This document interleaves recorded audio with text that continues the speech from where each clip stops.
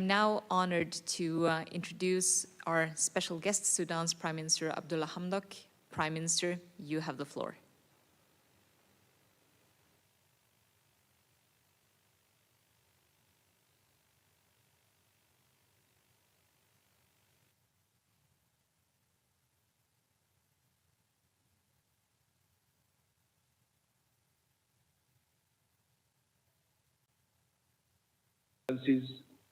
Distinguished delegates, distinguished participants, ladies and gentlemen.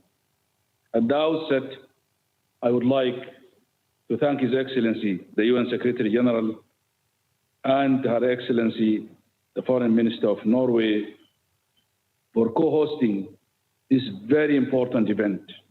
I would also like to welcome you all, honorable partners, for attending this important and timely event to discuss issues related to the second phase of our transition in Sudan, focusing on our achievements, challenges, and where our partners in the international community can support and help Sudan move forward.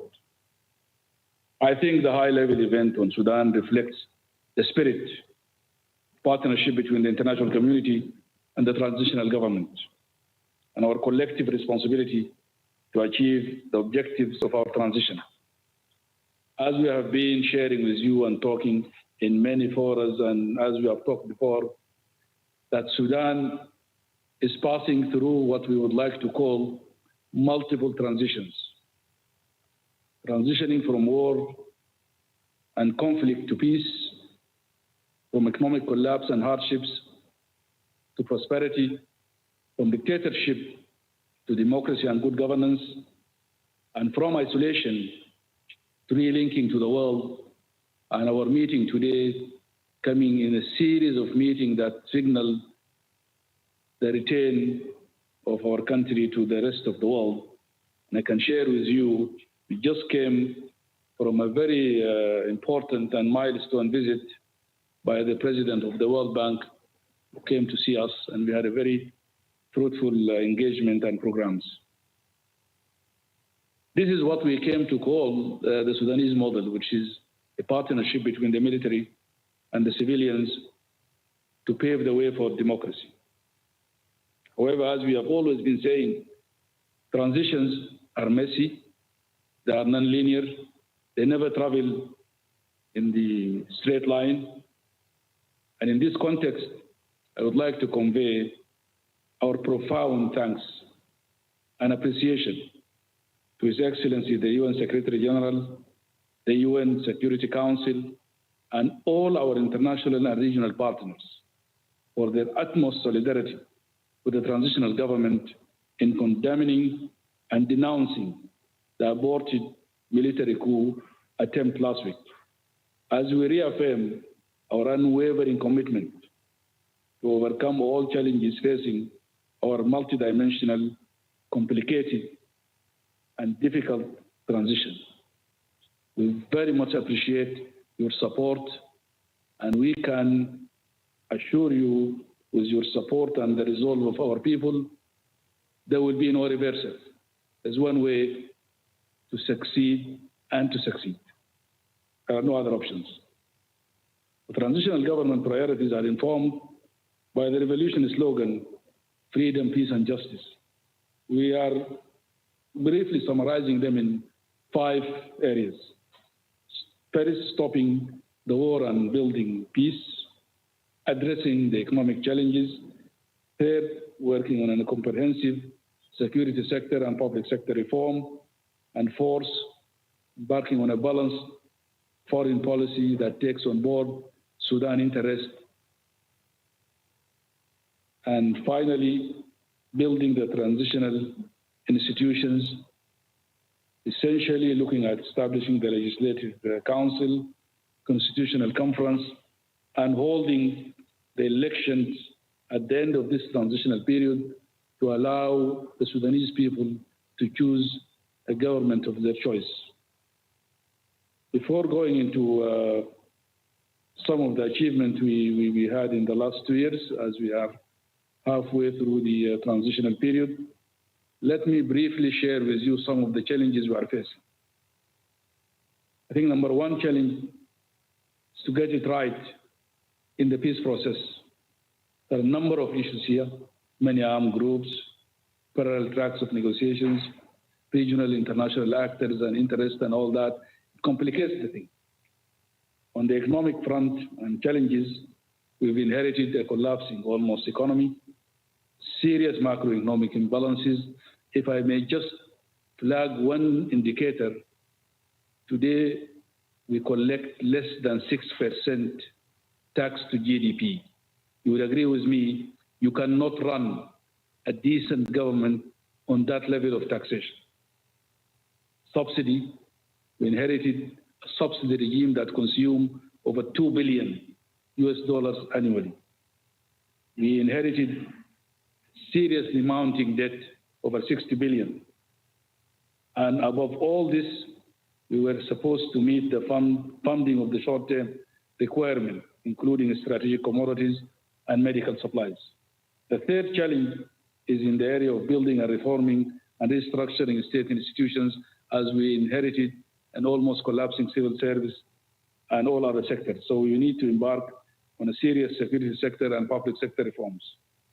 The fourth area, which was, I would like to think, is the presence of Sudan in the list of states sponsoring terrorism.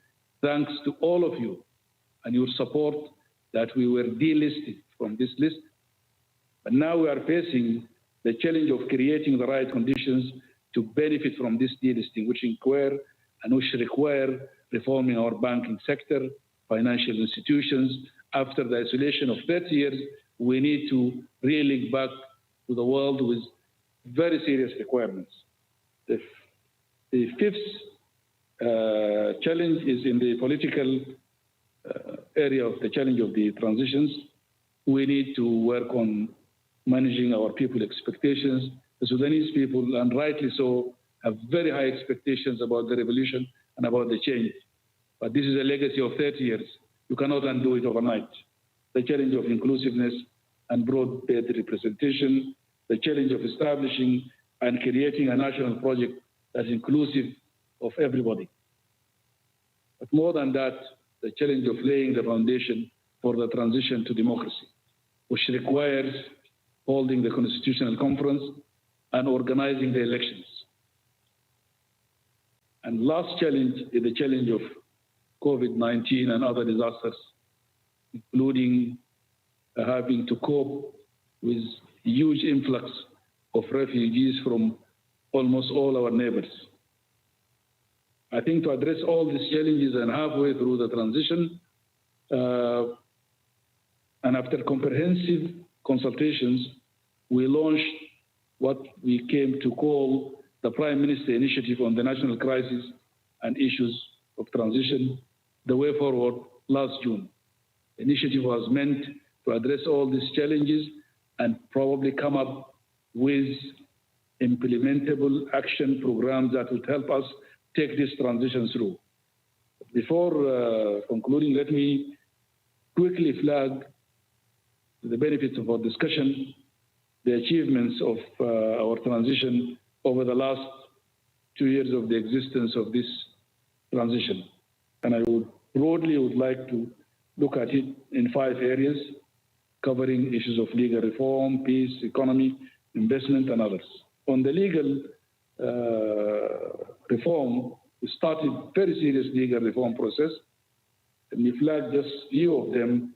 We have abolished a number of laws, including abolishing the apostasy law, public order law, which violated the dignity of our Sudanese women, reforming the criminal law, and approving and joining many treaties and agreements, for example, CEDAW. On the peace process, as you know so well, after protracted discussions and negotiations, which lasted for 1 year, we signed the Juba Peace Agreement, which we call phase 1 of the peace process, on the 3rd of October last year. And next week, we will be celebrating the anniversary of the signing of this peace agreement, which we started implementing it. And I also am happy to join the Foreign Minister of Norway to announce the fact that we also agreed on establishing this independent monitoring and evaluation mechanism that will help us monitor the implementation of the peace process. Also, we signed a declaration of principle with SPLM North, with Abdulaziz, and we started the first phase of the negotiations, and we hope to resume the second phase very soon. We also have very serious contacts and negotiations with Abdulwahid Noor. On the economy, after the removal of Sudan from the SSD list, we have taken very serious decisions, and I must say, very difficult. The removal of fuel subsidy, the unification of the exchange rate, including the custom rate. I think no government will embark on such difficult decision and will take it lightly. But we knew so well these are very important decisions. It's a surgery that we had to go through it. We also worked with the help of our partners on addressing the debt cancellation issues within the HIPC initiative, Paris Club and all that, and thanks to the partners that made this possible. We are working on reforming our tax system, fiscal transparency, including budget transparency, and many others, including banking sector reform, recovery of stolen assets domestically and abroad. But having said this, we know so well these reforms have very serious impact on our people, particularly our weaker segments of our society. And to mitigate the effect of these reforms, we have started a very serious family support program, which will help probably close to 80% of our population when it is completed. We also established a new salary scale, among others. The good news is we started to see some benefits of these reforms. There is for sure the stabilization of the currency. Inflation is coming down, disappearance of fuel and bread queues, but also there is the trade deficit is narrowing and the remittances are increasing. Probably when you compare the first half of last year to this year, it increased by almost fivefold. On the investment climate, we have established a new ministry, enacted a new investment law. We approved a public-private partnership law. Taken together, we're meant to create an environment of conducive investment and all that. We worked also on human capital. We put in place an anti-corruption commission. And I think with the support of our international partners and working together, we established a number of global mechanisms to support this transition. Let me just flag some of them. One is the Friends of Sudan mechanism, which helped us a great deal in putting our issues firm on the agenda of the international community. And we have together organized a Berlin conference with co-hosted by Germany, the UN and EU, Paris conference on Sudan, and the Paris Club, thanks to the French government and many other partners in helping in that. Then also the HIPC and Paris Club work, World Bank, IMF, many bilateral and multilaterals in this respect. And then finally, in this one, I would like to flag the establishment of UNITAMS, which is a UN body that is going a long way in helping us addressing major challenges of the institution of the transition within the mandate of the mission, which is working hand in hand with us and helping us on all these issues. To conclude, co-chairs, we have indeed inherited an extremely challenging situation of a country that has struggled with conflict for most of its 65 years of independence, or post-independence. The last 30 years were exceptionally challenging. We know so well our journey has so many challenges and risks, but we are determined and committed to make a break with our past and work towards achieving lasting peace, sustainable development, and democracy that meet the hopes and aspirations of our people. I thank you for your kind attention.